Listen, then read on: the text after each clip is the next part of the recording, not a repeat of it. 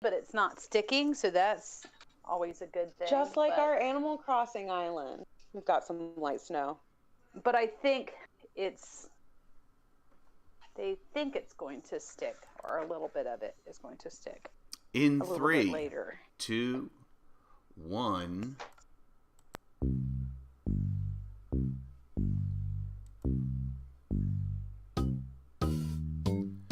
You're listening to the Paracasual Destiny Podcast, episode 20. Thanks for tuning in, everybody, to episode 20 of the Paracasual Destiny Podcast. I'm Sooltime, and I'm joined by my fire team today, or a combination thereof, of Greenstego, Romancegirl, and of course Salliebug. How's everybody doing today? Great.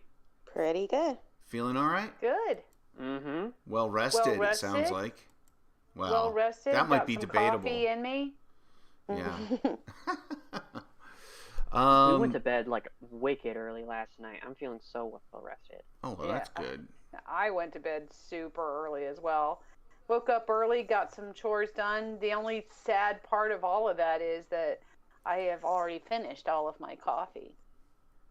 Yeah, me too. Well, I have a sip or two left, but I will say this. I got to bed early as well. Fell asleep, passed out, but still tired. Just a little, if not a little under the weather today, but some I'm always tired. ibuprofen and coffee is a cure-all for me, so we're doing well there. Ooh. All right. Sorry, this is... That's not Oh boy, Sorry what was about that? In a word, unprofessional. Very unprofessional, I would say. But that's what gives the podcast its charm. We are, after all, paracasual. Not just casual, but No, not just paracasual. which, if you look it up, we'll there's edit no it in such post, thing. Don't worry. Okay. Yeah, we'll get it in post. To our live viewers, I'm sorry. It's been 2 bad. weeks since our last check-in, our last podcast, and we took a break over the holiday weekend, partially because we were in a turkey coma, but partially too just to give ourselves a little time to get other things done and prepare for the holiday season. And but it's good to be back. Has anybody been able to, in the past 2 weeks, do any Destiny? Oh, yes. Or, Funnybone texted me last night, and he wanted to Destiny. He was using Destiny as a verb. Do you want a Destiny? What do you think of that? Great. I love it. I'm sure Pete Parsons would love that. I think I'm gonna use it. So We've been on quite a few times, not really this past week, but definitely over the holiday break quite a bit. Mm-hmm. Getting a few things done, doing a few more Wrathborn Hunts, and getting some of that gear, and just plugging away little by chipping away at my No Time to Explain catalyst. And yeah, I would say at this point in the game that I'm officially overwhelmed by all the stuff there is to do. You said that 2 weeks ago. I know, and it's still there. I'm telling you that... you mean you haven't gotten everything done yet? We listen to podcasts of people who play so much, and they even say, oh, we play on a casual basis, but they're done. Like, they're at 1250 already, or 1250 plus, and they've done everything, and I was like, I don't... Because they're complaining about the content loop being kind of light, I guess is what they're saying. Thin. But I'm just not enough weapons, not enough of a loot pool. And we've been trying to do some Wrathborn stuff with Funnybone, and we've been charging up that lure. And we figured out a fun little round robin way to get the triumphs done. We each get 3 charges, And then only one of us, and then we're in a fire team, but only one of us activates the lure. And so we all go along for the ride, you know, getting the triumphs done using the proper weapons and the armor. And you get to go 9 times doing that with your fire team. Oh, so wow. you get to, yeah. Right. So, and you get the gear for the 3 times that you're actually the one. yeah, when you charge it, you get the drops. Charging it, or right, you get your drops. Well, not charging it, but dropping the lure or Is whatever. this because you're trying to you're trying to circumvent charging the lure? Right, because it takes so long. It's not that long if you do the enhanced version of what they ask for. Oh, you mean going in the Crucible and getting kills? Not going to happen with me. There are and there's some triumphs related to like getting certain amount of kills with some specific weapons or wearing gear or just completing a certain number of hunts but we made a lot of progress doing it the round robin way. Good progress with that. Mm-hmm. And we had heard on a podcast, and I wish I could do a shout out because I don't remember which one actually gave this. Maybe you do, Sooltime, but that you can have a 4th charge. Right? There was something where you could actually have a 4th charge. Oh, because what you can do is you can charge your lure, put those mods into your lure to get it charged up. Oh, but then do 3 more activities. No, on the first one you can only mod the first slot on the first run, right? Is that the trick? Well, it doesn't use up a charge. If you mod up your lure, right? You put all the things in your lure, but don't actually go and do a hunt. You've used up one of your charges, and you can go charge it up to that 3rd one. So technically, you can have 4 charges at a time. Okay. I don't know if that would work. I don't know if that would work so much with our round robin thing, because if each of us had a charged lure, then of course that would get used up when you went into a hunt. But it would add 1 more. Yeah. Greenstego and Romancegirl, have you done any Destiny? Yeah, I just ranked up to rank 9 this morning with Crow. I don't feel like we've done that many Wrathborn, but we have focused on that's ahead of me. Data. Wow, nice. Yeah, we'll always choose that's the recon data award when we can. And we early on got a bunch of reputation mods, so when there's a choice to put in the mod, I do the reputation mod. I guess that worked because and obviously the bounties. I don't know if they give you any reputation though. I don't.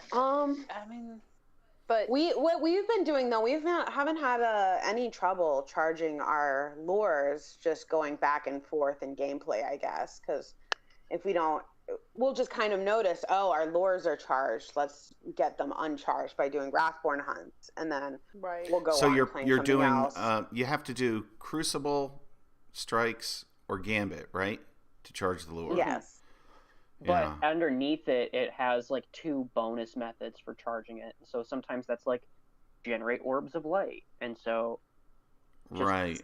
Yeah. When I looked at that, it was for Crucible stuff. The couple times I looked down there, and I was like, it's different every time, because remember the first time around, people were cheesing it by going and killing champions in the Lost Sector because that was one of the bonuses for charging it up. I also there was I'm not sure how much those bonuses are playing into it, but I feel like we've only needed to do a couple strikes to charge a lure. It hasn't been that grindy.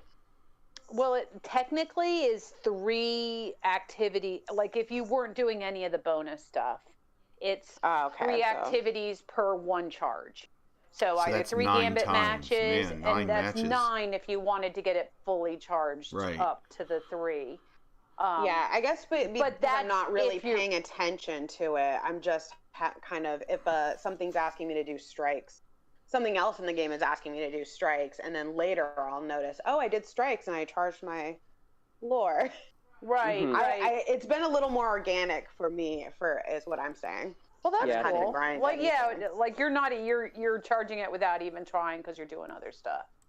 I think that's what, honestly, Bungie intended mostly. But, you know, as is kind of the case with most of the Destiny community, they see one thing and they just want to eat it up and get through it as quick as possible. Yeah. Let's face it, people will AFK farm if they can. Right.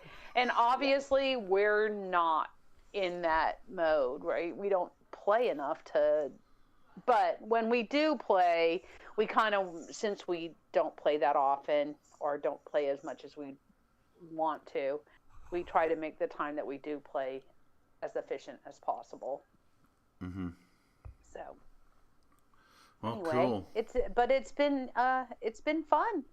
I'm still enjoying everything. I'm enjoying all the things that I have to do. I say I'm overwhelmed, but I love the fact that I can get on and know that there's always something for me to do, and there's so much more to explain. We've only done one of the EXO challenges. Have you done any of those, Romancegirl or Stego? We just did our first yesterday for the Lament quest, actually. Yeah, we did it with the Lament quest. I think just because it was there, I think we did it with Funny Bone, and that was super fun. We had cool. a lot of fun doing it. So Clovis AI is pretty cool. Because I think there's more than just one challenge. I think there are other challenges. There's a few. They cycle every week. And I'm looking forward to tackling some of the other ones because that was super fun. Have you done the Empire Hunt?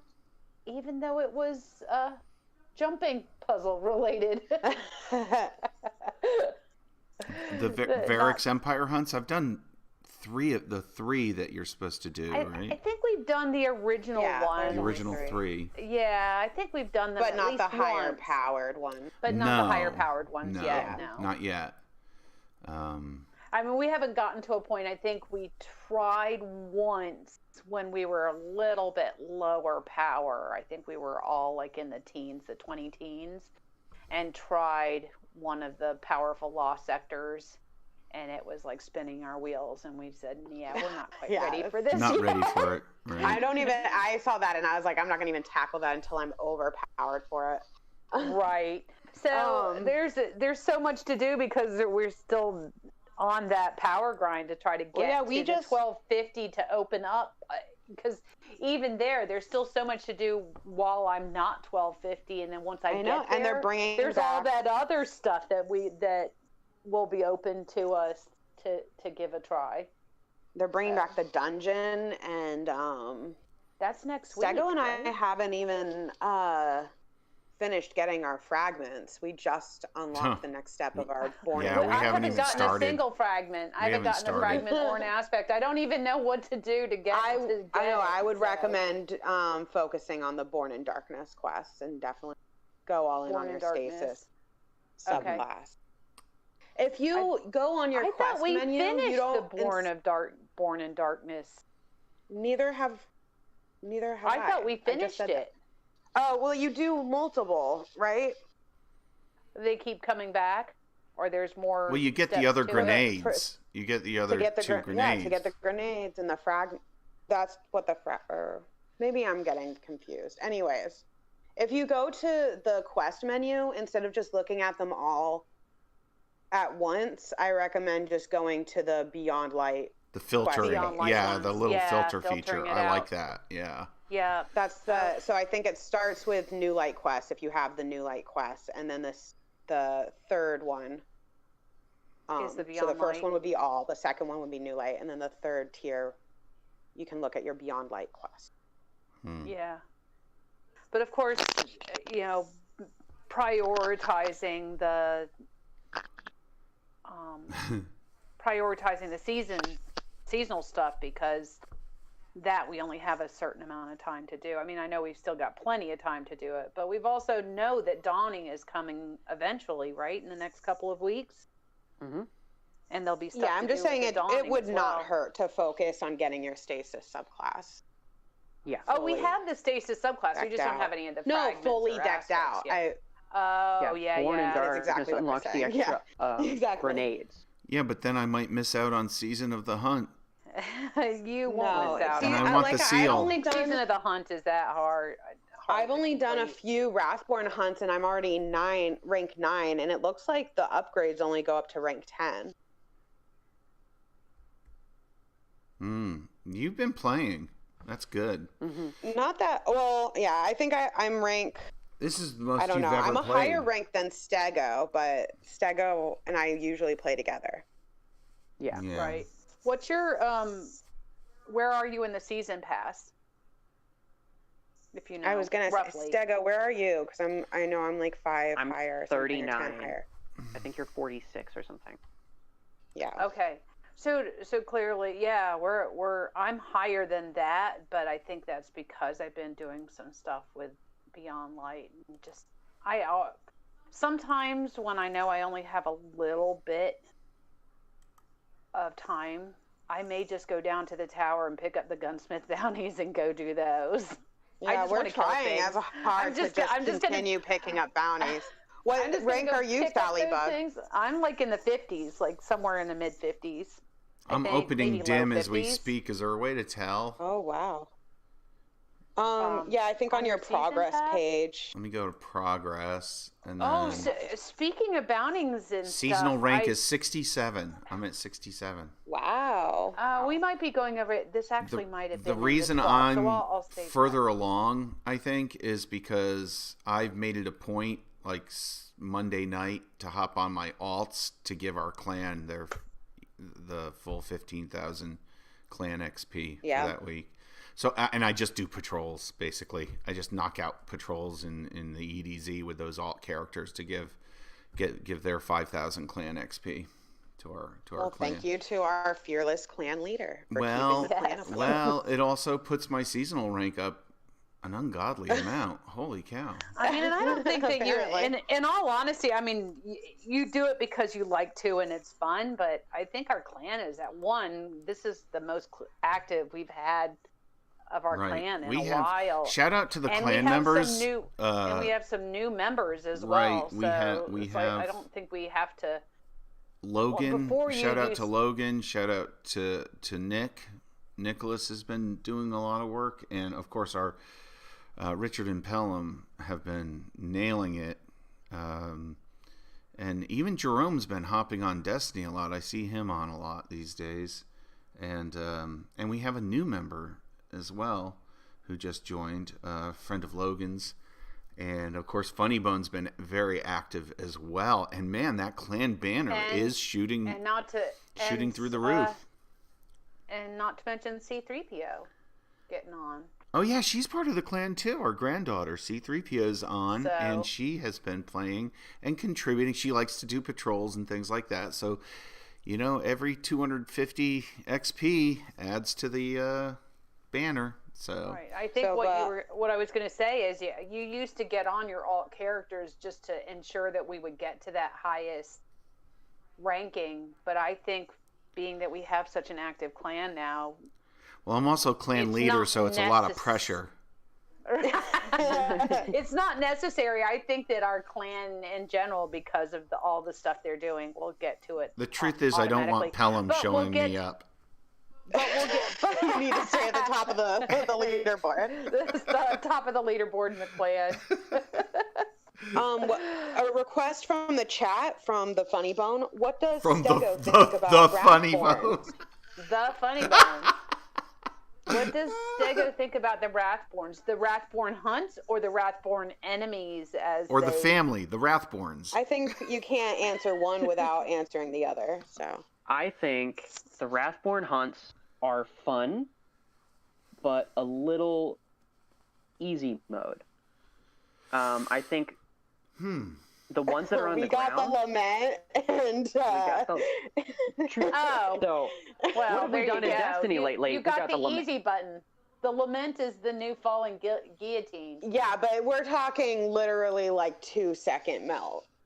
Yeah, you strip its shield. That thing is getting It might nerfed. be broken. As a matter of fact, Sooltime, you and I need to, like, that's what we should focus on this afternoon, is getting that Lament, because that thing is getting nerfed. You know it is getting nerfed. Yeah. So let's get it and enjoy it while we can. Yeah, maybe it's funny. Very fun to use, and it's actually, once you get over some of the grindy stuff, you can message us for some tips if you get stuck. But it's absolutely, we it's will. definitely very gettable. What do you say, Funny Bone? Shall we try to get that Lament this afternoon? Funny Bone's already We got the kind of Lament. cut off Stego, though. Stego, what do you think of Wrathborns? Yeah. They're just too easy, but fun. I think, he's got the easy button because he's got the Lament. Well, even before we got the Lament, let the boy Anarchy, speak. Xenophage. Yeah. With, like, Xenophage, it can be pretty easy, but barring the exotic easy mode power weapons, I think that they're interesting, but a little short, and I wonder if, as Xivu Arath's presence and influence grows, will the Wrathborn Hunts grow into something a little more challenging? You think they'll evolve? It'd be interesting. I would hope. I really am hoping for a heroic version of it. That'd be great. I'm not expecting it, but I'm hoping for it. Well, one of the complaints I've heard from the high-powered 16-hour-a-day people is that it's like 30 minutes of activity to get a charge, to get your lure charged, and then like versus 3 minutes of outcome taking for down the boss in the Wrathborn Hunt. So the ratio's a little off. It should be a little more evened out. Yeah. According to them, I don't know. I'm fine with it. I've been having a great time. I wouldn't say it's 30 though. You keep saying 30, but I say it's more like 15 to 3. To get one charge? It's like 15 minutes to get one charge. Okay. All right. I mean, no Gambit matches more than 5 minutes, and so if you just went in with Gambit matches, most of the Gambit matches I've been in, I'd say been average more about than 5 minutes. And also, if you get like make orbs of light as your bonus, and you put on a masterwork weapon, it goes by really fast. Funny Bone says it's fairly challenging solo with a tier 2 without a whammy heavy exotic. We all know what the whammy heavy exotic is. We all need to go for that unlimited ammo. Whammy heavy. It's also got unlimited ammo. Yeah, which is also going to get. Yeah, right. It's got. It'll be fixed. Kind of busted right now. So right? Definitely want to get it this afternoon, Salliebug, so we can have some fun with it before it gets nerfed. The snow is really starting to come down, Sooltime. I know. We're getting a blizzard. It's Europa. We'll get the podcast in before our power goes out. Storm conditions. It is definitely storm conditions where we are. Vision weapons. It's the holiday season for sure. AKA your snow thrower. Yeah. All right. So what's the TWAB read? Oh. Yeah, are we gonna do some TWAB? Are we gonna do some TWABing today, or are we just gonna dick around? All right, let's see what the TWAB says. They give the I'm a little bit further down. Oh, they opened up the TWAB with some stats this week. Quite a few of you have been asking about raid statistics. It's always fun seeing how many players took it. The raid was a success, I think, wasn't it?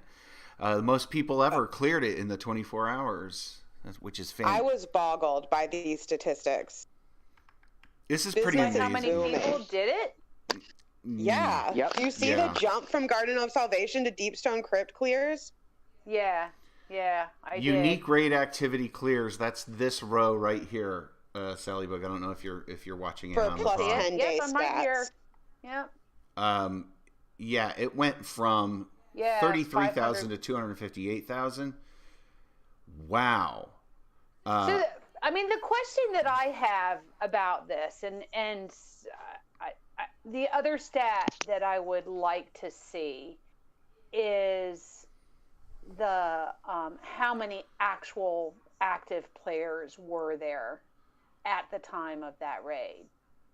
Right. Well, they have total player hours. Yeah, that's the closest you'll get to that stat, which is this one, and that is equally as it's pretty impressive. Impressive. There's a lot more people actually playing Beyond Light and enjoying. That's what it is. That's what it is. Business actual game has boomed.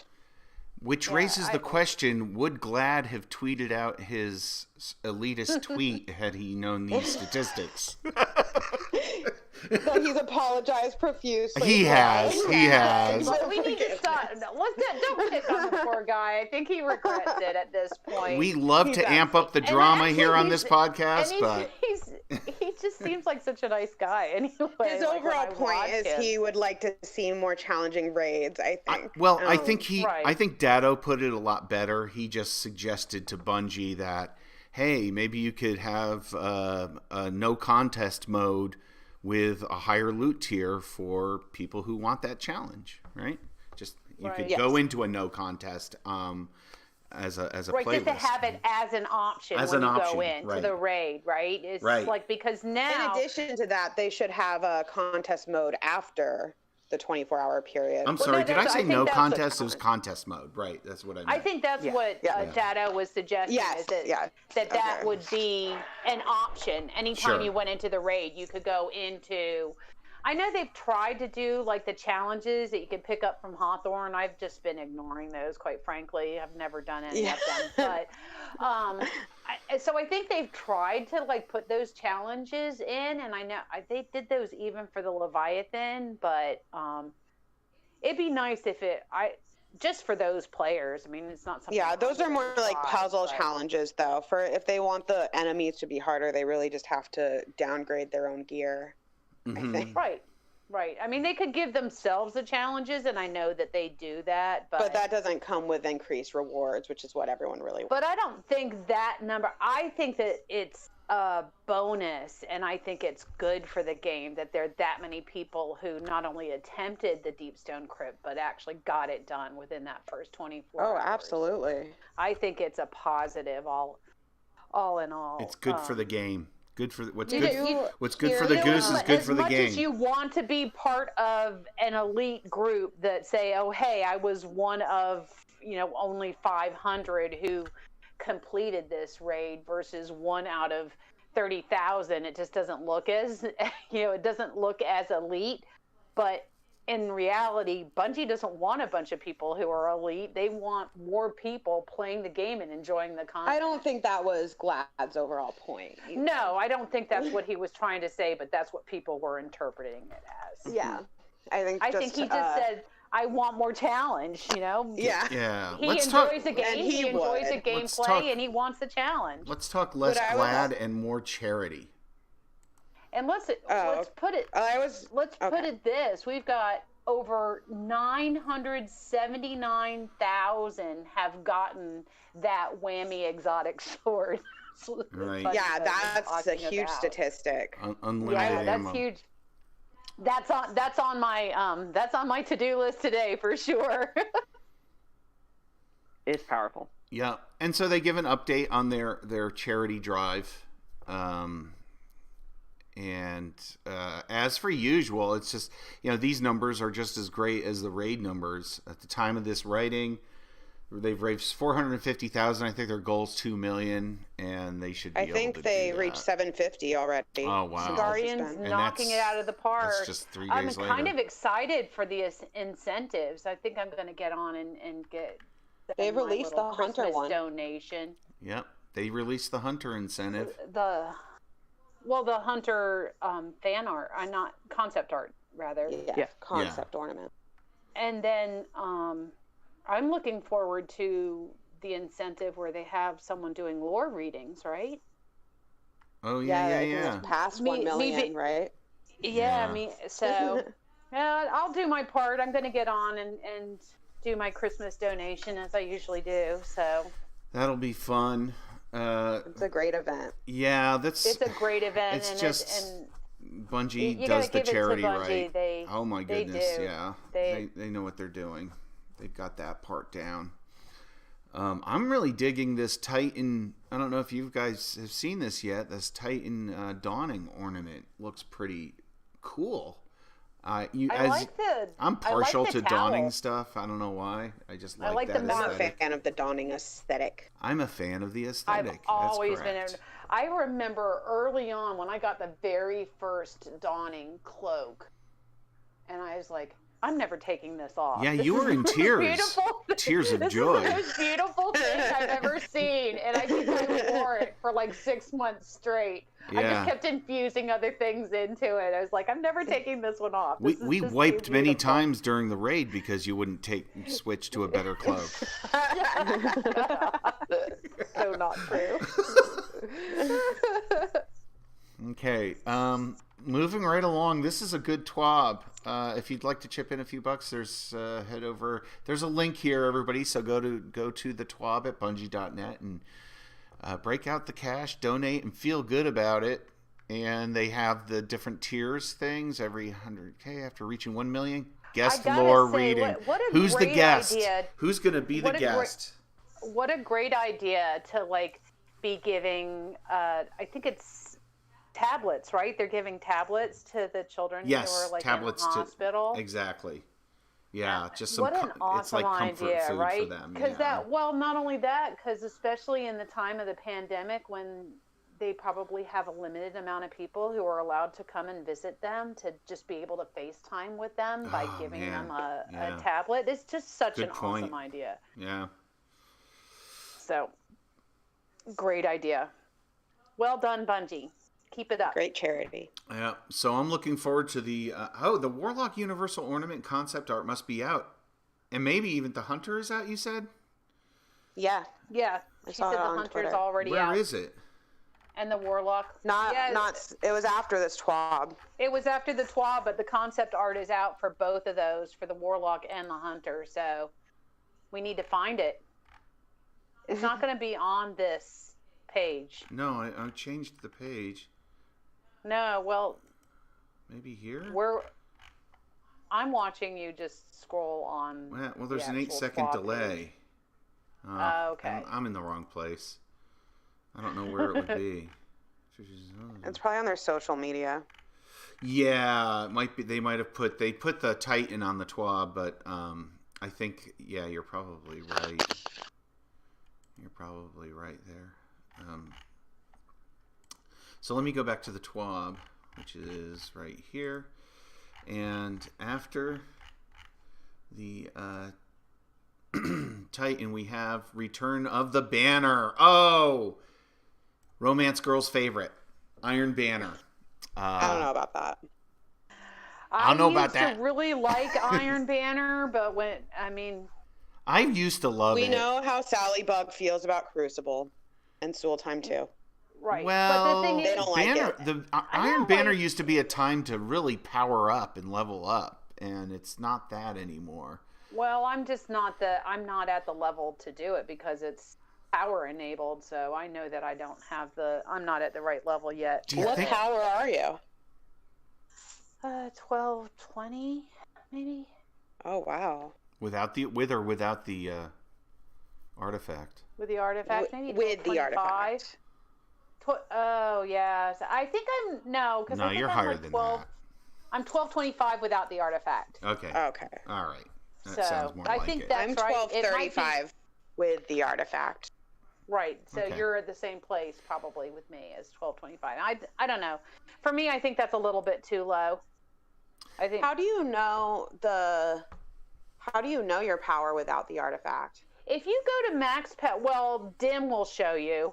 But if you are max power, if you have your max power stuff equipped and you go to the number, if you just hover over the number with your cursor. Okay, I know how you can get to it. It's just funny that you knew that because I don't know my artifact power off the top of my head. So it's funny that you guys. I just remember that my artifact power was plus, so it's easier at this point. If my artifact gets higher than that, then I'll probably have to start. Once it Right, gets I to just 11, remember all bets that- are off. I just remember that it was right. Like once the numbers get like having to like add 11 or 12 and add or subtract 11 or 12, then Has I'm stasis done. broken the Crucible? That's what Funny Bone seems It to be implying. depends. It depends on I whether think you've embraced people the are darkness or figuring not. it out. I like your answer. Honestly, I feel like people are figuring it out. I think it's still such a new and fun subclass. Like, why wouldn't you do it? But well, Zavala asked you not to. Yeah, that's a good reason. True. Number one. What is Shaq saying? What is Shaq saying? Does he want us to go in there and give it a try, or is he saying, I don't know about you touching that darkness stuff? And what's Saladin going to think about it? Do you think Saladin's going to have anything to say about it? Saladin's going to say no stasis allowed in the Iron Banner. It'll freeze all of the campfires. This Iron Banner is going to be weird. We all just need to put on our marshmallow emote and then just try to get the fire up and roast our marshmallows. Stego and I have not done any Crucible since Beyond Lightline. You're taking a hard pass on the banner? No. Oh, okay. We just haven't done it yet. Oh, okay. I've done a little bit, just a couple of times to get the powerful gear. I've done like the 3 or 4 games that were required. Not every week, but a couple of times. So they've done round 1. It hasn't been terrible, so they've done I just don't enjoy that type of gameplay. They've done round 1 of the nerfs of stasis, in particular the Warlock. And that's probably helped the Crucible, but I think what's happening now is all the builds, the broken builds are starting to emerge. The ones that there's just no counter for, and some of them are, I don't know, from this, and I'm not a Crucible player, but I'm going on what, Firing Line and those guys are saying. That there's some nasty builds in there for which there's just no counter. And once it's not that hard to earn the stuff to do the builds, and it's not that hard to learn how to just be OP in the Crucible. But I think they'll tweak those eventually too, and it's just going to be a process of a little bit of cat and mouse before things settle down. Yeah, I think it'd be insane to think that Bungie isn't going to do anything with the light subclasses. Since we have this new upgrade system, and they always knew, okay, it's just going to be an awkward period. Whatever. That's just there's going to be a season of the darkness, and that's fine. Yeah. And being that we don't play the Crucible that often, but we did listen to the Firing Line, and that's a panel of 5 or 6 players who are primarily Crucible players, and they're loving it. They're loving it right now. They're loving the different options with the weapons and the different things that you can do. Of course, they're loving it because they get to crap on everybody else. No, come on. I think that is a little harsh, quite frankly. They're the best players out there, pretty much. They're enjoying their playground, some of the best and players. I'm giving it. Yeah, no, it's important that they're having fun because then it's good for the game, right? Hello? I mean, anybody who's playing a video game, I should hope that they're having fun. Yes. Is stasis breaking the Crucible, or is it just reinventing the Crucible? That's the question. It's sort of an existential question. Well, I think Funny Bone has probably played more Crucible than anybody on the voice chat right now. I'm guessing. He says that it's frustrating to get frozen, and I think that's the thing they're going to fix or nerf. Yeah, and I've played enough to know, yes, it is very frustrating to get frozen, but I kind of knew that's what it was going to be from reading and listening to content creators talking about it. So I went in with the attitude, I'm going to get frozen, I'm going to get wasted because of it, and so I didn't, when it happened, I just knew it was going to happen. So I tried not to let it get to me. And I thought, well, let's see how many kills I can get in this crazy environment. And so you know what I did? I pulled out the Royal Chase scout rifle and I played a distance game and I got my kills that way. So there you go. But that's not everybody's fun. That's not everybody's fun. That's not everybody's play style. I mean, for the people who enjoy Crucible, fun. I love scout rifles in the Crucible. I think it is a nice chicken. nice playground. Well, maybe we'll try Iron Banner. That there are low light be damned. We should get a fire team of 6 and go stacked into Iron Banner and get owned and have fun. Well, we're more likely to go up against another fire team of 6 because that's the way they're doing it now, right? Most of the single players, because didn't they enable, or have they not done that yet? Where they've enabled single players to go into so. So you're less likely if you're a single player to go up against a team of 6. I don't know for Iron Banner, but I know for comp there's freelance. So. Yeah, I think there was at least talk of a freelance for the Iron Banner, so that if you're on your own, you're not going to go up against a stacked team. But if we go in as a stacked team, we'll probably get up against Iron Banner is a team sport. Do not cater to the lone wolves, if you will. I like the way the TWAB used a little bit of done and dusted language here from our buddy in the EDZ. What's his name? Devram K, Mark's friend. With the raid done and dusted, Lord Saladin is ready to get Guardians back into the Iron Banner. This will be the first Iron Banner to feature stasis powers, so we're all excited for what's to come. Do you think that the developers sit around and just watch us play Iron Banner and laugh every time we get frozen in place? So they did that for entertainment, their own entertainment, maybe. Yes. We'll see. Well, yeah, just like Shax. Shax is like a self-insert where they're watching multiple screens at once of all the Guardians and yelling. In the Crucible. Yeah, they're just shouting. It's not Control? Similar to Control, there are 3 zones on the map. It's Control. The more zones you hold, there's a few variations. If your team is brave enough to capture all 3 zones, the opposing team is locked out. They have that lockout thing. Yes. This is your time to shine. That's for new players who haven't done it before. Yeah. Done Iron Banner. So what do you guys think about the loot? Have you heard about the loot for this Iron Banner? It looks like there's reprisal loot coming our way. A reprisal set. Yeah. I don't remember all the Iron Banner gear enough to be upset about. Sure, reprisal. But it's the cool thing is if you really liked some of that Iron Banner gear, now you get a Armor 2.0 version of it. Yeah. You get you get your all your updated slots, mod slots on it and everything. So that's kind of cool, I guess. Repurposing stuff. So that's on December 8th. That's this coming Tuesday, running until the 15th. Then there is the next gen updates coming down the line, which only will affect one of us, I think, and that would be Funnybone, who has at least... Does Funnybone have his Series I don't know. He ordered it. It seems like it's taking a while to get to him. I still check every now and again to see if there are any available, and they're not. Yeah.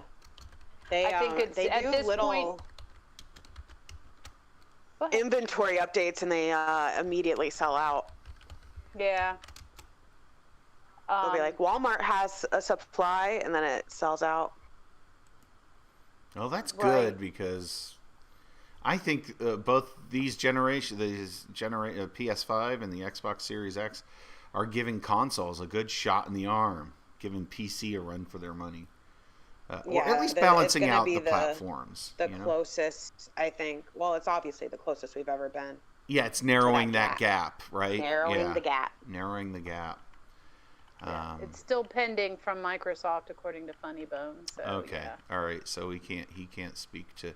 Well, the good news is he wouldn't have been able to enjoy the upgrades anyway yet until they come out. So the Prophecy Dungeons coming back. Prophecy Dungeons on the return, December 8th. Excited about that. Yep, I am too, because it's a great way to get Pinnacle stuff. And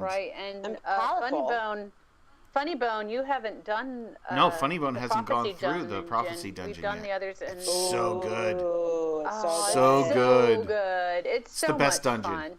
Would we say it's the best dungeon? I don't know. I'd say it's the best dungeon. I like all the dungeons. I feel like they all are. Oh, they're like all different masterpieces. Let's experiences. just face it. Right, they're all masterpieces, and they're all different experiences. The dungeons are beautiful. I love the dungeons. Great idea to do the dungeons. Because I think of that addition. Dreaming City one when I first went in it, and how in awe I was of just like the environments, and we would just stop and look around. Shattered Throne, you're talking about. Yeah. Shattered Throne is great. We took Funny Bone through that one. Of course, we kind of breezed through it. It was like we were so powerful. Right, because we're a little higher light now. He didn't get to experience how brutal it was. Oh, it was brutal. Oh my God, it was brutal. I remember Sooltime spent a whole summer saying, I'm going to do this solo. I remember the grind, that challenge. Every now and again, I have a glimpse of being a hardcore player, and that was one of them. Well, the summertime, it's easier to do. Summertime, it's easier to pretend to play hardcore a little bit, to pretend to be hardcore is what I mean. So this next all right, this one, piece, Salliebug is all about this next piece. I'm actually kind of excited about this one. I don't know why. I just think it's a great QOL. Yeah, I'm excited too. I'm excited to see the new app and if this will allow Dim and other. Yeah, that's what Sooltime and I were talking about was, is this going to be for all the different companions? Are they going to... Usually they're not stingy about that stuff, but we'll see. Usually they are very generous with their API. With the API. But the fact that you can just get... So I wouldn't have to just fly down to the tower just to pick up those gunsmith bounties. If that's all I was going to do that day. That's what I'm excited about. That's a great idea. Just to say, oh, hey, let's go do some strikes. Oh, wait a second. I want to fly down to the tower and pick up all the Zavala stuff. It's like, it doesn't take that long, and the loading times have definitely improved with Beyond Light, but still, you're talking about adding 3 or 4 minutes to your... Also, the tower is a distraction trap. So... Once you enter the tower, you never come out. It is, right? I mean, you've got flashing lights everywhere. You've got things in your postmaster, and you go and you turn out it's a duplicate weapon, and you have to compare it to your other weapon. Blah, blah, blah. To say nothing of the NPCs, the ones who speak random nonsense. Listen, good people of the city. Listen up, good people of the city. Speaking of which, has anyone found Osiris in the tower? I have found Osiris in the tower. I visited him today. Does he say anything? It's interesting where they put him. So. Where'd they put him? I told him to go visit his man. His love. Yeah. Yeah. Like, what are you doing, you weird bird man? Why are you here? You're like on the opposite part of the tower. Hey, also wants to hang with Ikora. Why? But I'm surprised they didn't put him in keeping an eye on his protege. Like if they had He's just spying on his protege. Oh, that's what's happening. I was thinking they could have just put him in Cade's old spot. Cause then they couldn't. No, they couldn't. No, that's the rooster space, and nobody else can have it. Yes. Just before we depart completely from the companion app, being able to grab your bounties in it, do you think this is going to roll out to Dim? You mentioned generous API, but they might not be able to do that, you know? Yeah, I don't know. It'll be a wait and see. I don't think right away. All right. Yeah, because we don't know how it's going to work and how it's going to look with the companion app. I do know that their ultimate goal is to have it so you can get bounties in orbit, the way you can visit the Eververse store in orbit. Right. So this might just be like a stepping stone to that, and we don't get Dim support until they can fully do that integration. Right, till they can implement that. That's cool. Which would also be a welcome change if I can pick up bounties from my quest screen.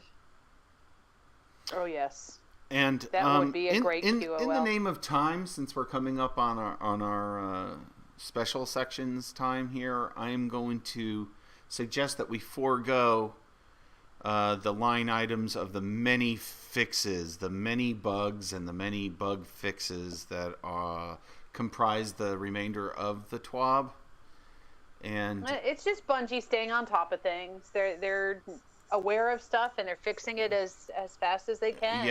Yeah, and some fixes at amazing speed. We need to go in and get that Lament before it gets nerfed next Tuesday. Right. So should we do? But Trials is I don't know. It's not in the TWAB, but I saw it in a Bungie Help tweet that Trials is out until the 18th.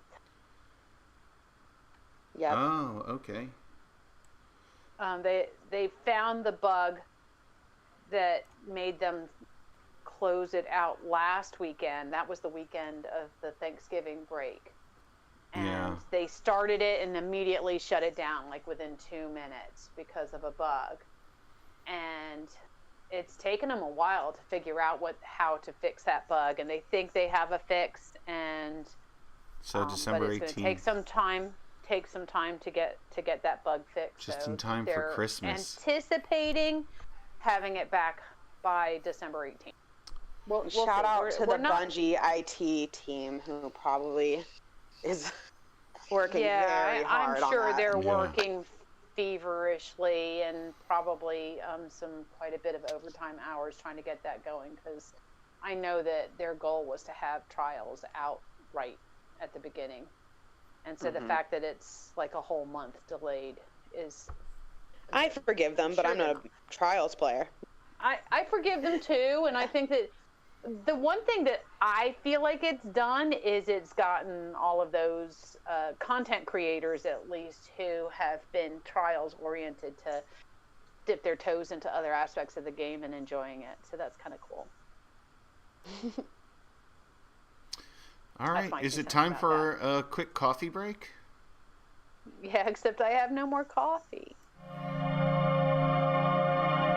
This coffee break has been brought to you by the Paracasual Destiny Podcast, serving the community since 1978.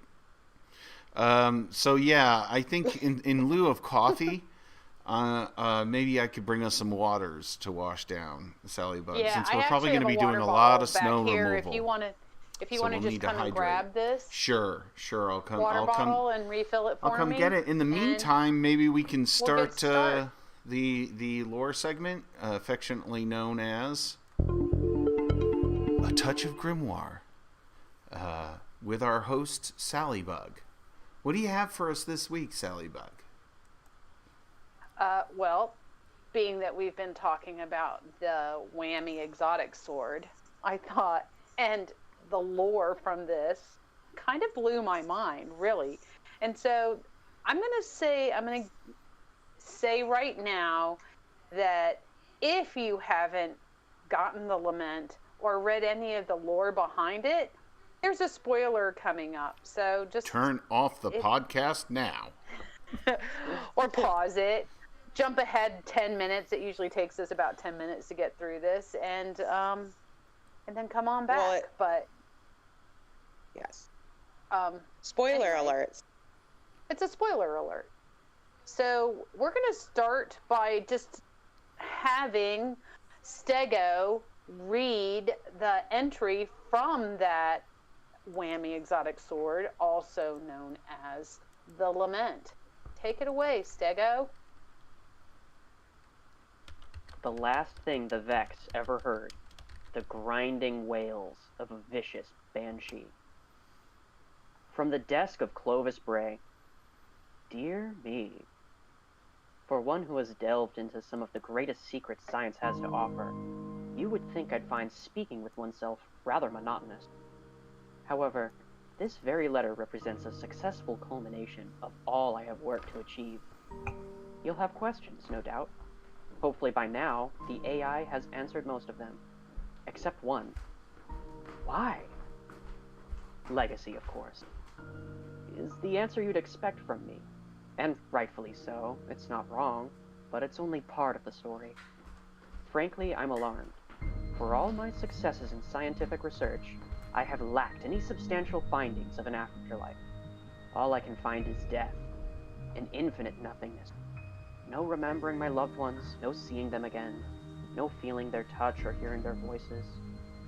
In my pursuit of eternity in this reality, I have foregone those niceties, abandoned them. But you are a second chance, an opportunity to continue what I started, and hopefully in time, make amends with those I've wronged. Attached to this letter, you will find a gift, a blade built just for you. Keep it close, never let anyone else take it. Stay alive, for legacy.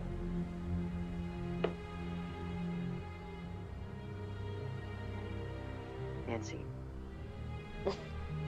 Sorry, I was muted. I got lost in the lore. Just like this whole lore story is really crazy, and cheers to Bungie for giving one of the iconic NPCs that we interact with on a pretty much daily basis a backstory. So well, they haven't revealed that in that lore, have they? They have in the whole lore book, yes. Well, I'm saying in the lore that Greenstego just read. You kind of made a jump for our listeners. Yeah, I did. Of course, there's a huge clue in the flavor text that actually comes with the Lament, and that is the last thing the Vex ever heard, the grinding wails of a vicious banshee. And it's Banshee. I hope. So I was blown away. I couldn't believe it. So what? And you do need to go and read that book. If you haven't read the book, go back and do it. If you are not one to like to go and read the books and would like someone to read it to you, I found something from somebody called Meromorphic on YouTube, who does an amazing job reading this lore book. And he has the words going up on the screen, but he does a great job doing different voices for all the different characters. So absolutely check that out and listen to it. What is the name of the lore book? The Lost Lament. The Lost Lament. Lost Lament. And if you're doing the Lament quest, so if you're doing the quest for this whammy exotic sword, you get pieces of this lore book as you do the different pieces of the exotic quest. And basically it is a period of time early on after Clovis Bray has turned himself into that big AI head. If you haven't seen that, that was part of the Deepstone Crypt. And he not only made his own kind of intelligence into this artificial intelligence head, but he also took his I guess a replicant of himself or whatever exos are, and put it into Clovis 1, an exo called Clovis 1. But Clovis 1 kind of had a mind of his own and decided to pair up with the exo stranger, Elsie, instead of doing his master's bidding, the original Clovis.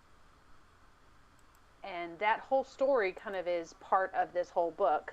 I don't want to go into a whole lot of detail of it, but it's just a period of time like right after Clovis 1 comes out, and they're fighting of the Vex and trying to maintain the least number or have the least number of casualties as possible.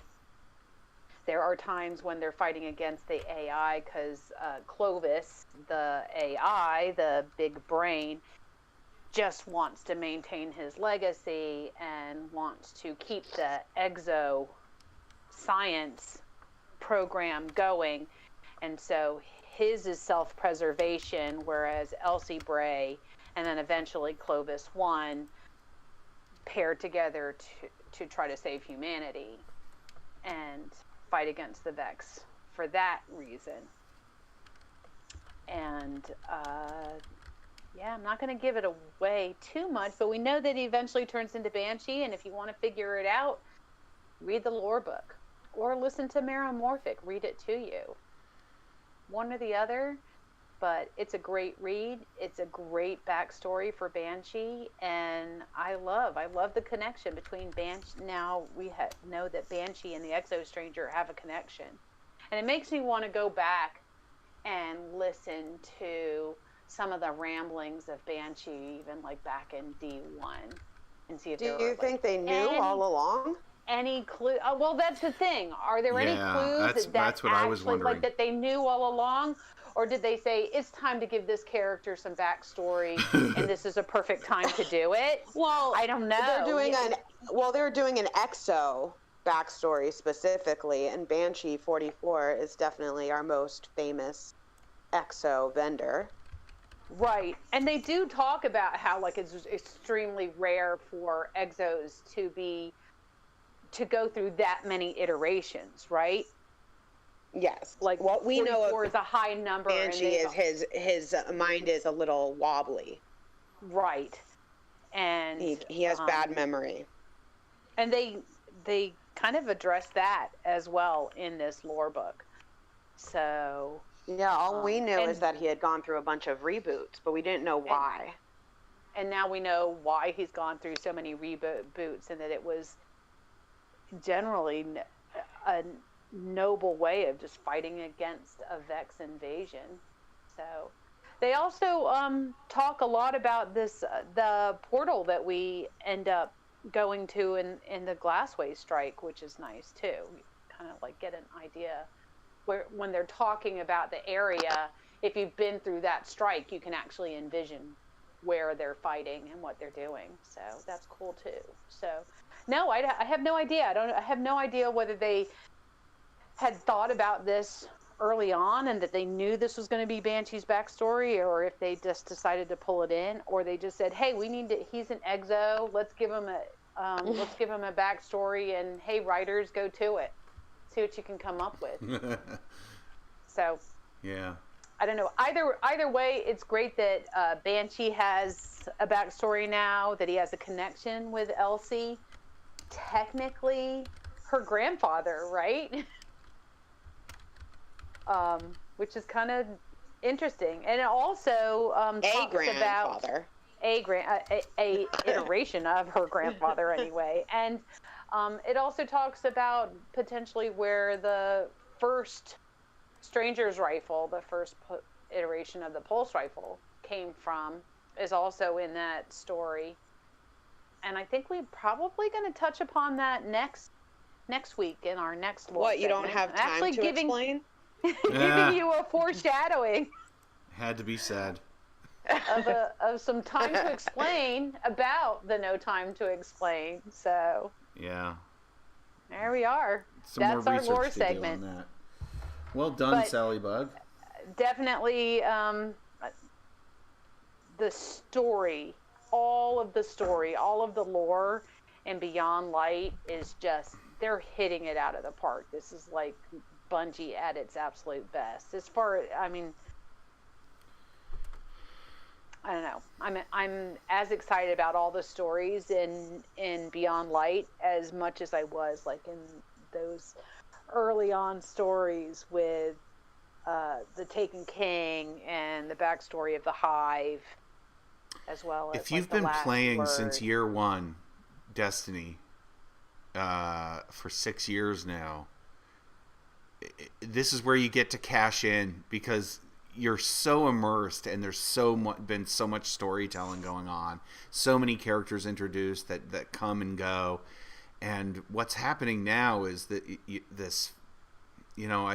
I feel like just it's reserved for veteran players to really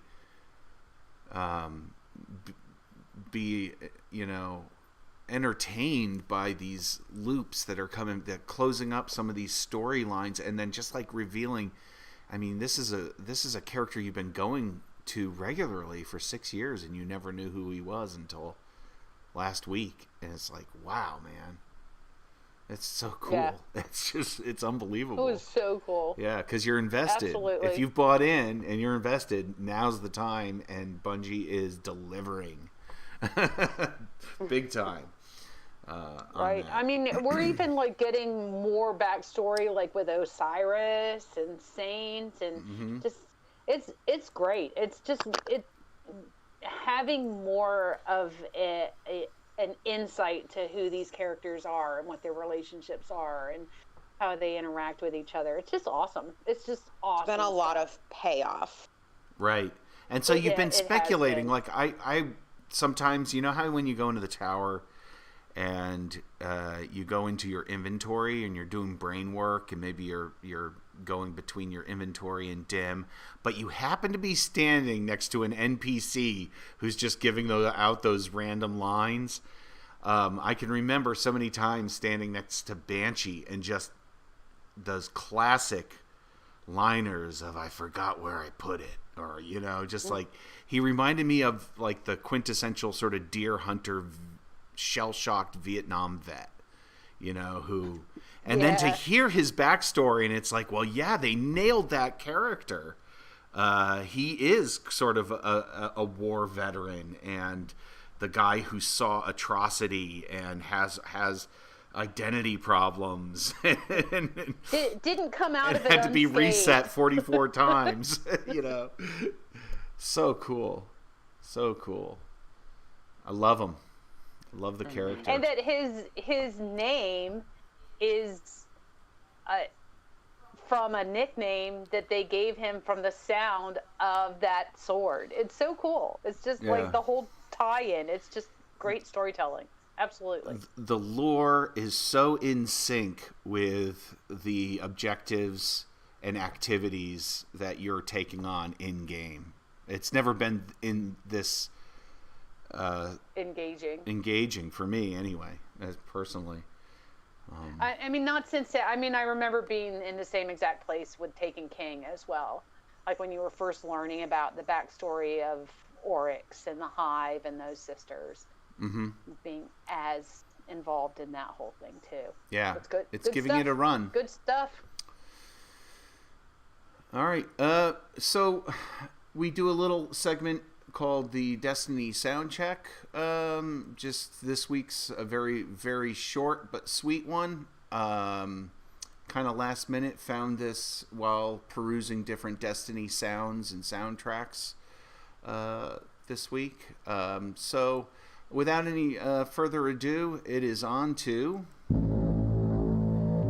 the Paracasual Destiny Podcast Sound Check. And this week I chose a couple of sounds. You guys have links in our podcast notes if you want to listen to them at home. And of course I will link to these sound effects in our our show notes, our description of the podcast and of the YouTube video. But I found somebody clipped up the Warlock stasis activation. So shout out first to Game Hunter for giving us sort of a series of the Warlock's stasis sounds, and it really, to my ears, lives up to the Bungie's description of what they were going for with cosmic ice sounds. And I'm going to play 23 seconds worth of Warlock stasis starting now.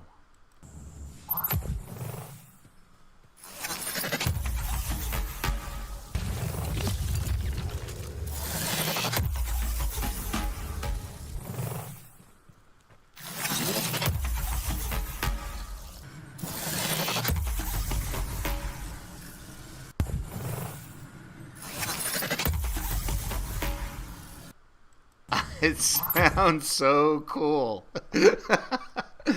And following that, I also found Netrix, another content creator on YouTube. Definitely visit his short but sweet video. What he has done is base the boost. So he starts off the first time normal, the second time sort of medium boost and then a strong bass boost at the end. Here's his 9 seconds of Shadebinder super activation. It's normal. Bass boosted. And double bass boosted. So if you're in the car listening to this podcast, just loop that on your way home and put the windows down and let the whole world hear the magic of the Shadebinder Warlock. I'm listening to it and it sounds like almost like there's two tubes being hit together, like two PVC pipes at the end of the sound, and maybe some reverse gate on some other. Gosh, I can't even begin to imagine. Who knows? Maybe it's the breast pump that we see in the making the vid doc about the sounds of Destiny. Who knows? It definitely, like when you hear that, and if you watched that vid doc where they talked about doing the collecting of sounds of anything that might be related to kind of ice and freezing, but then hear how it like actually gets implemented. Sometimes you just get lost in the gameplay and don't necessarily like isolate those sounds, but appreciate them so much, like how that so much thought has been put into like every little detail of this game to make it so immersive, so impressive. Yeah. Funny Bone sent me a link of a Reddit post. I forget who the Redditor was, but they were talking about the sound of the Briggs in Europa. The big sort of Insurrection Prime creatures, robots. Mm-hmm. And man, what a nice thread to read. Just people so excited about people who hear the sounds, chiming in and saying, "Oh man, when I hear that sound, I run." And somebody else says, "When I hear it, I run I run towards it instead of away because I want the loot." And seeing the red light through the blizzard, it's up there, and combined with the sound is just a master stroke. So, but I couldn't really isolate that with the limited amount of time I had to do that sound check. But I thought I'd give it an honorable mention to mention that. So that's I think that wraps it up for this week. No? We're going to talk about what we're consuming outside of Destiny? Sure. What you consuming outside of Destiny, Salliebug? I would say that we're full force into the holiday spirit. Started consuming some of our favorites and taking on some new holiday films. Mm-hmm. So we kicked off the season with Elf. Oh yeah. Watched that on the Friday after Thanksgiving in honor of us because we saw it in theaters when it came out. What was it, in 1999 or 2000? Does anyone know specifically? This specific? Well, I have the Blu-ray right here, and see if it has the year that it was released. Looks like it says Romancegirl. 2003. Oh, it was later. Okay, later than you thought. But it was one of several Thanksgivings where we, as a small family, the four of us, so the two of us and our two children, said, you know what, we're going to skip family gatherings and go have a getaway with just our core unit. And that was the first of it. We went to Asheville, North Carolina, went on some great hikes, went to a couple of really great restaurants. But we also went to see Elf in theaters on that, right when it came out. Friday. Yeah, right when it came out. Not knowing that it was going to become like that instant classic, but it was an awesome it brings back an awesome family memory, but we also just really love the movie as well. It was it started snowing in the parking lot when we left. Yes, I remember that. Right. That's right. It was like so cool. Christmas magic. Yeah. It was definitely one of the best. So we did that. Sooltime, you found like this really, well, I don't think it's obscure because it's kind of splashing up on the Netflix page, but it was like a Italian the Christmas Witch on the Christmas Witch, which is an Italian folklore, just an Italian folklore that really hasn't made it outside of Italy. But they have this thing called a Christmas Witch that flies around on a broomstick and gives candy in stockings to children on the Epiphany. Right, on January 5th. That's 12th night, right? Yeah, on the 12th night, which is funny because our family always did like a little something on 12th night as well, just as a little fun post Christmas holiday, just getting little fun trinket toys, nothing big like all the big presents that happen on Christmas, but then you get like some little trinkets on that day. So we had like a little connection because we did something similar, just our own little family, but it was weird. It's interesting. It was a little strange. It's a very, I mean, I was telling, well, you fell asleep through a lot of it. I did. And it's in Italian, so you have to watch the subtitles, and it's kind of your typical kid Christmas themed romp. Think like American or Canadian, like the Snow Day or Jack Frost, where kids are involved in trying to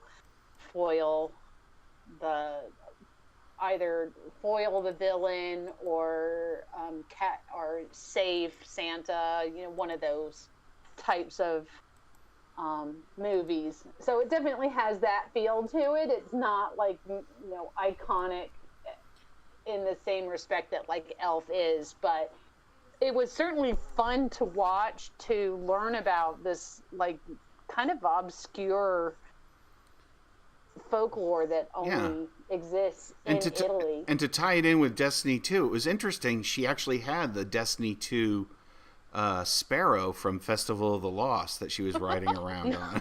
He did not. Well, it was very similar. It looked like it anyway. So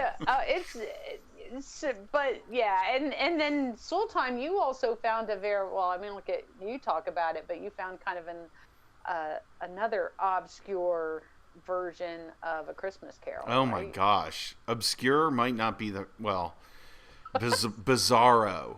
Bizarre. Yeah, it was a 1954 rendition of A Christmas Carol, and was American, which is mistake number one. The British ones are the best, right?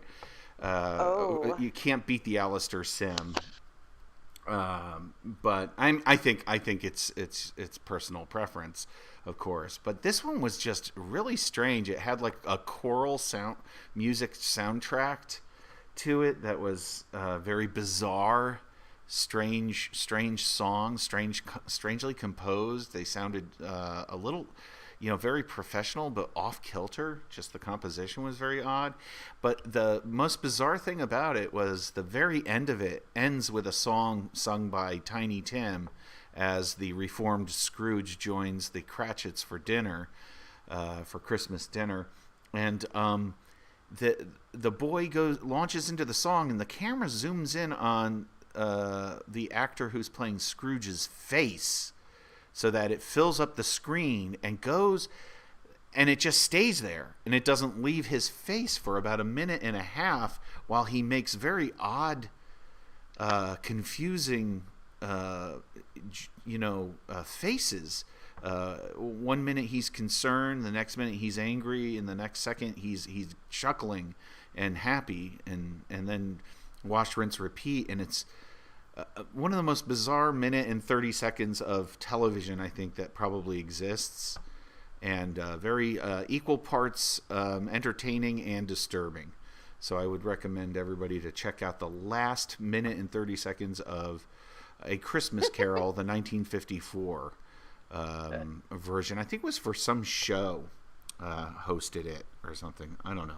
Right, because it's just about an hour long, right? It's not even, it's definitely one of those condensed versions of it. So, yep, that was what we've been consuming outside of that, and shout out to Funny Bone, who made a Christmas playlist on Spotify that he's shared with us. Oh yeah, his curated Christmas playlist is great. Listening to that basically nonstop. So I like it because it's not kind of like it's got a nice mix of some of those classics that you're used to hearing on the radio all the time, but also some others that are obscure not stuff. So, some more obscure stuff. So my favorite right now is the Hooves on the Roof with Nick Lowe. Nick Lowe, and there's the other Nick Lowe song too that's great. I'm discovering Nick Lowe's Christmas tunes this year for sure. And how genius they are. Yeah. How about you guys consuming anything outside of Destiny worth noting? Oh, yes. I'd say we have 3 things that we're doing right now outside of Destiny primarily. We're catching up on the latest season of Cosmos. Oh, very cool. Nice. Possible Worlds. And so I saw that advertised. That looks so good. Yeah. Yes. That looks really good. Yeah. I'll have to check that out. And of course we're watching Mandalorian. Ha ha ha. The last couple episodes have been very good, so nice. It's worth keeping up on. We got rid of our Destiny. Not Destiny. Destiny. Plus. Gosh, don't watch your mouth. we got rid of our Disney Plus, so. Yeah. We could probably share a login. You're gonna have to edit that out in post. Yeah, we are definitely gonna have to, because Disney owns YouTube now. So I'm told there's certain words you should not say in your streams on YouTube, like the name of the virus that's going around can actually affect your stream adversely. I think that's more towards people who actually have followers and people who watch their streams. It's interesting how there's some no words that get picked up. And what was the third thing, Greenstego? Yeah. The game that we just recently purchased.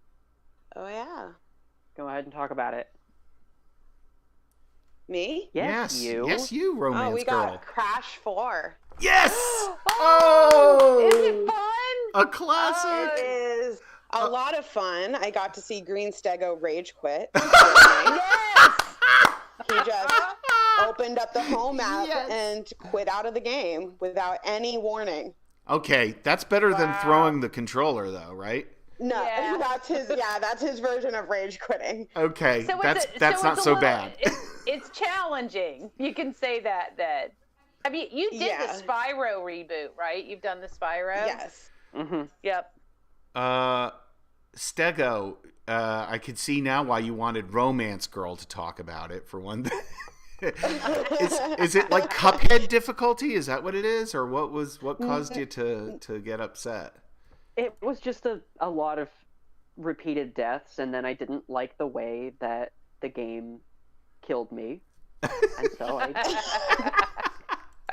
All right. You get like different abilities and stuff in it, so you kind of have to like relearn the physics of a certain like spin jump move, and there's like a lot of having to try it over and over and over and over again. That's kind of typical of the reminding me of the original Crash. Right? The original Crash was like that. Yeah, I mean, I'm very thankful that they have they've got a difficulty setting where you can either choose like retro crushing difficulty, where it has the classic like you get lives and then when you die you lose a life, but they also have the modern difficulty where it just counts up how many times you died for the level. Oh, okay.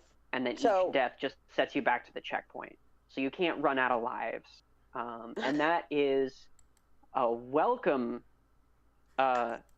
We've definitely racked up more than 50 deaths in one level try. Yikes. So. Well, that sounds like fun. Sooltime, you also started delving into a new game as well. I have. You had a deal or something. There was like a big discount coupon that you could use. It was actually Thank You T-Mobile Tuesday gave me like a $10 off. Thank you, $10 off. $10 off. Yeah, and, Assassin's Creed Valhalla. Yeah, because I know that you really enjoy that franchise. You've played a lot of them. And I haven't played. You had just finished, but you had finished all of the achievements on Black Flag, because that's what you do with those games, is you just play them until I'm an achievement hunter when it comes to it. achievement. Yeah, except for I haven't done the sort of multiplayer achievements, all of them on it yet. Right. But I plan to. And I haven't played Origins. I haven't played, what's the other one that came out recently, the Greek mythology. Odyssey. I haven't played that, but so it was interesting to dive right in to see how much the game has evolved since. We jumped ahead a couple of. Yeah, so I've skipped some, but you have them. You could always go back to it. If you wanted but to, the time is right for being in Norway in the 9th century or whatever because of the winter, and sticking with our winter. Exactly, and you got Beyond Light. Games. You're playing in snow, and Valhalla. You're also playing in snow, so it's sticking with the winter theme, and so far it's different than previous. Like there's much less emphasis so far on the animus for fans who know what that means, but it's just good old-fashioned fun of going around and hacking up people with axes, but also finding things, climbing mountains and finding secrets and treasure and looting, and you get to ride one of those Viking ships. And the stealth and hiding. I eat that stuff up. So I'm having fun so far. I'm not that far into it. I think I'm like 3 or 4 main quests in, and I already found a place where I'm extremely underleveled for, because I was just so into exploring, and I went off the beaten path and found a place where, okay, I need to come back here in like a month when I have a little more level to my, little more girth. So yeah, that's been a lot of fun. So awesome. I think that's it for this week. Any final thoughts before we wrap it up? No. I love video games. I love video games. That's a great final thought. Love video games. Looking forward to delving in and getting that Lament. Getting the Lament. That's absolutely going to get the whammy sword. The whammy exotic sword, as Funny Bone called it. Yes. So thanks for tuning in to episode 20 of the Paracasual Destiny podcast. Look for us on Twitter, YouTube, and ask us some questions. We'll honor them here on the air. We broadcast here every Saturday morning at 11 a.m. Eastern Daylight Time. So come back then, or just subscribe to us on your favorite podcast outlet. We'd love to hear from you. Otherwise, bye-bye. See you next week.